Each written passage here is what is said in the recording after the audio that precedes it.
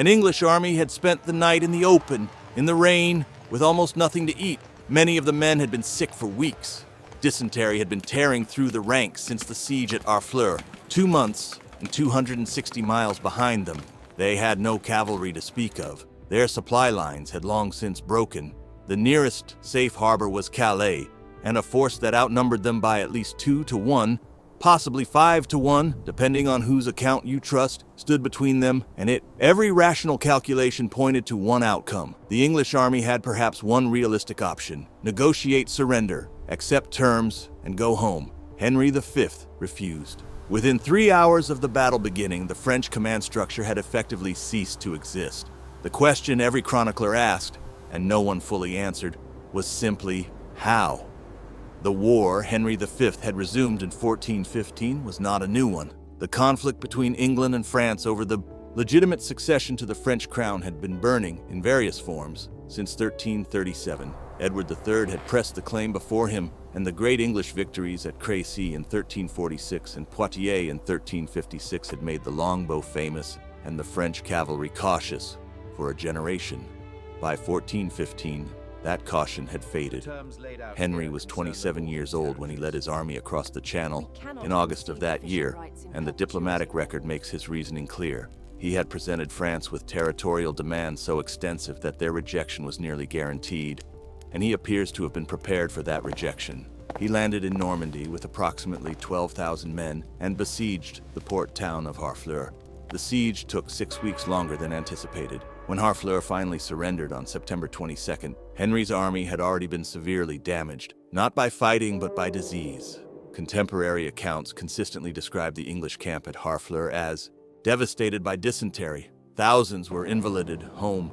The force that left Harfleur on October 8th numbered somewhere between 7,000 and 9,000 men, depending on the source, and many of those remaining were still ill. Henry V himself had inherited a throne that remained politically contested. His father, Henry IV, had seized the crown from Richard II, and the legitimacy of the Lancastrian line was a question that had never fully closed. A successful campaign in France was, among other things, politically useful at home. The French commander at Agincourt was Charles d'Albret, Constable of France, the highest military office in the kingdom. He commanded an army assembled in response to the English campaign, and he had positioned that army to block the road to Calais. French sources and modern scholarship agree that the French force was substantially larger than the English one. Estimates used by modern historians vary from roughly 12,000 to as many as 36,000. Anne Curry's 2005 study, drawing on administrative records rather than chronicle accounts, argued for a French strength of approximately 12,000, a figure that other scholars, including Juliet Barker and Jonathan Sumption, have disputed as too low, arguing the administrative records are incomplete. Bertrand Schnerb, professor of medieval history at the University of Lille, placed the French at between 12 and 15,000.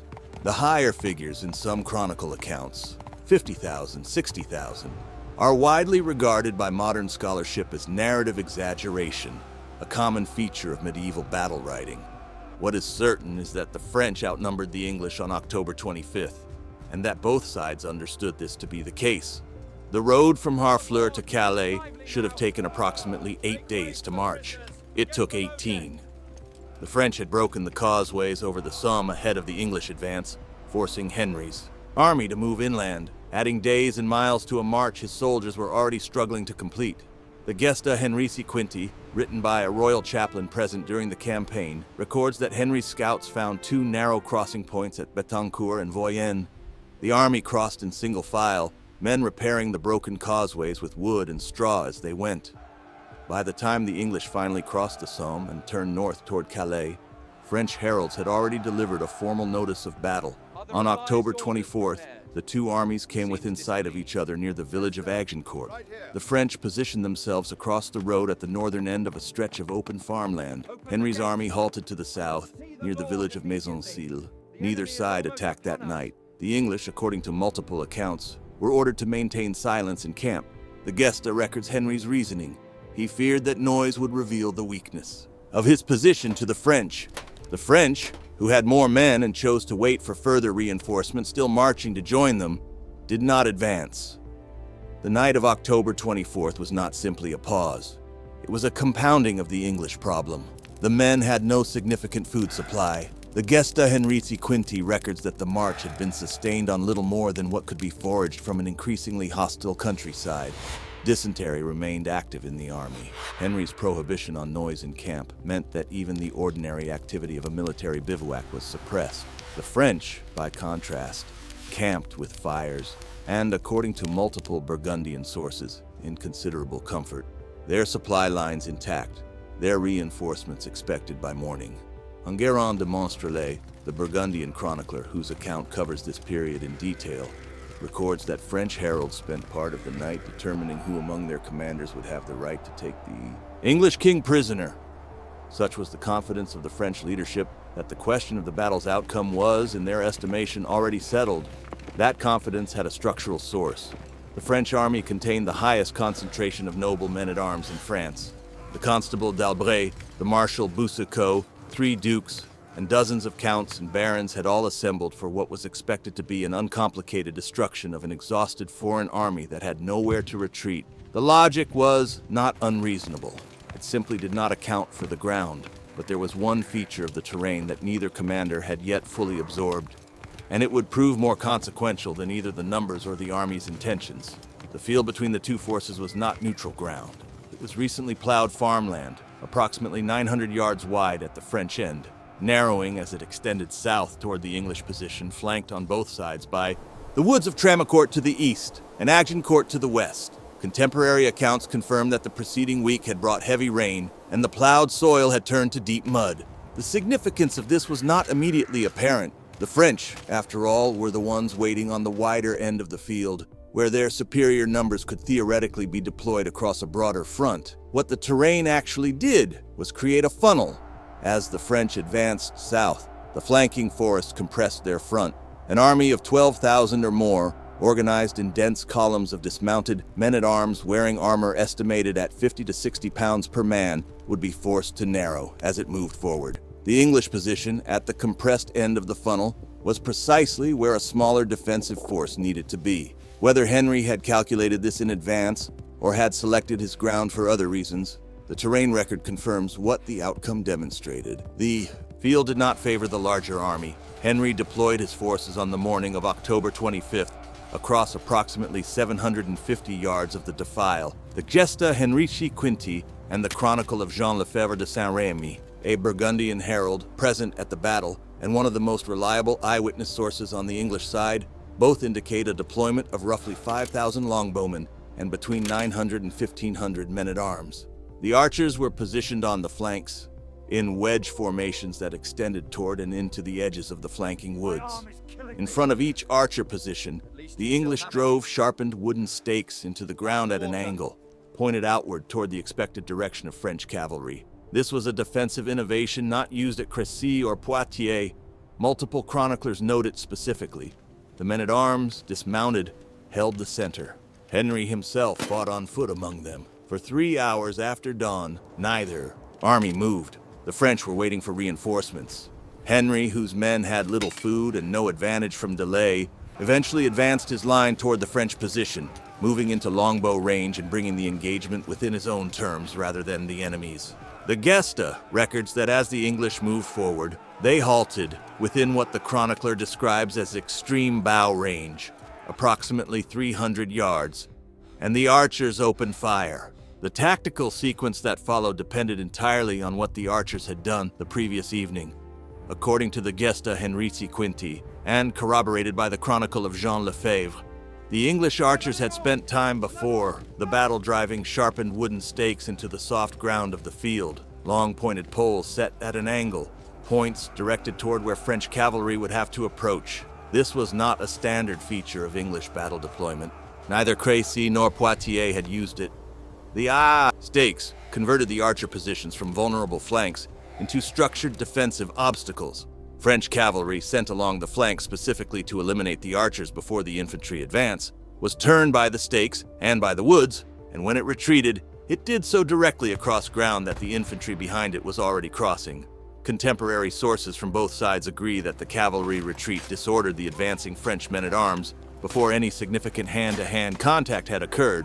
What happened next is described with unusual consistency across both English and French sources, which rarely agree on anything. The monk of Saint-Denis, a French chronicler, whose account of the battle is among the most detailed from the losing side, writes that the French vanguard, composed of dismounted men-at-arms who had to cross the rain-soaked plowed field under sustained arrow fire, found itself so compressed that the men in the third rank could not effectively use their weapons. The Gesta Henrici Quinti records the physical mechanics of the collapse. As men at the front fell, the pressure from the rear continued. The living fell on the dead, and those behind fell on the living. The Burgundian sources corroborate both the compression and the loss of effective combat capability. French cavalry had been sent to the flanks, specifically to eliminate the English archers before the infantry advance.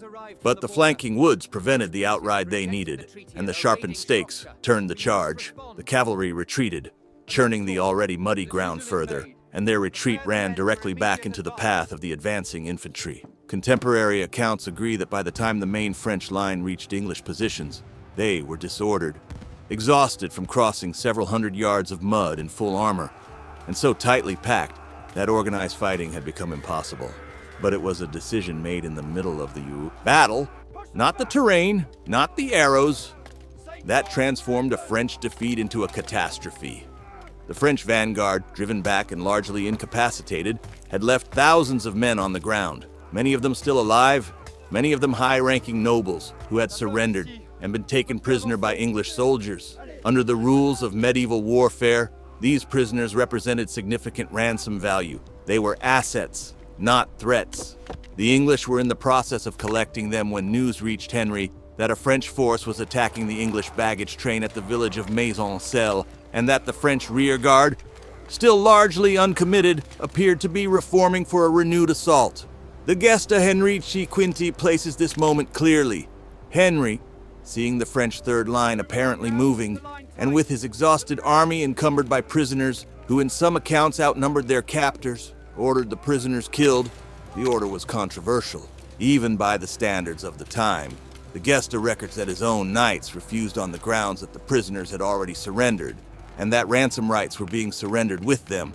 Henry enforced the order through other means. Multiple sources confirm that a large number of French prisoners, precise figures are not preserved in any chronicle, were killed before the rearguard stood down and the threat from the baggage raid proved limited. The Duke of Orléans, Charles d'Orléans, was among the very few high-ranking prisoners spared. He would remain a captive in England for 25 years. The fighting lasted approximately 3 hours in total. French casualty figures are disputed across all sources, and the range is wide. Modern estimates generally place French losses at between 5,000 and 10,000 killed and captured, including the Constable of France, Charles d'Albret himself, 3 dukes, 6 counts, 90 barons, and the Admiral of France. The Maille, Marshal of France, Jean II Le Mangre, known as Boucicaut, who had commanded the French vanguard, was taken prisoner and died in captivity in Yorkshire 4 years later. English losses are also disputed. The claim in some English sources of only a handful of dead is regarded by modern scholarship as almost certainly an undercount, likely reflecting a deliberate policy of concealment. More recent estimates generally place English casualties at somewhere between 400 and 500 men, including Edward of Norwich, the Duke of York, who died during the fighting. Even at the higher English estimate, the ratio of losses was without parallel in any of the major engagements of the 100 Years' War. The longer consequence was not the battle, but what it exposed.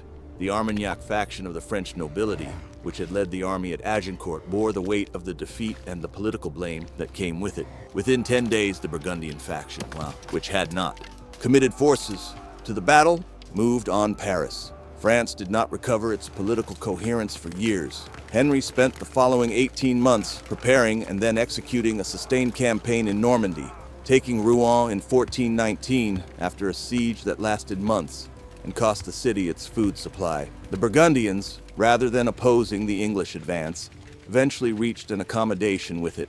The French chronicler Enguerrand de Monstrelet, whose chronicle covers the period in detail and whose Burgundian allegiance shapes his perspective, records the political disintegration of the Armagnac cause in the aftermath of Agincourt with a precision that the English accounts do not match. He was, after all, closer to the consequences.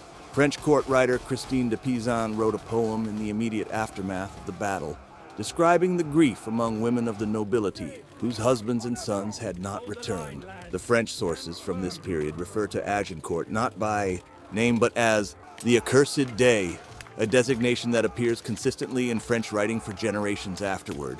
The diplomatic consequence was formalized 5 years after the battle. The Treaty of Troyes, signed in May 1420, recognized Henry V as regent of France and heir to the French throne upon the death of King Charles VI.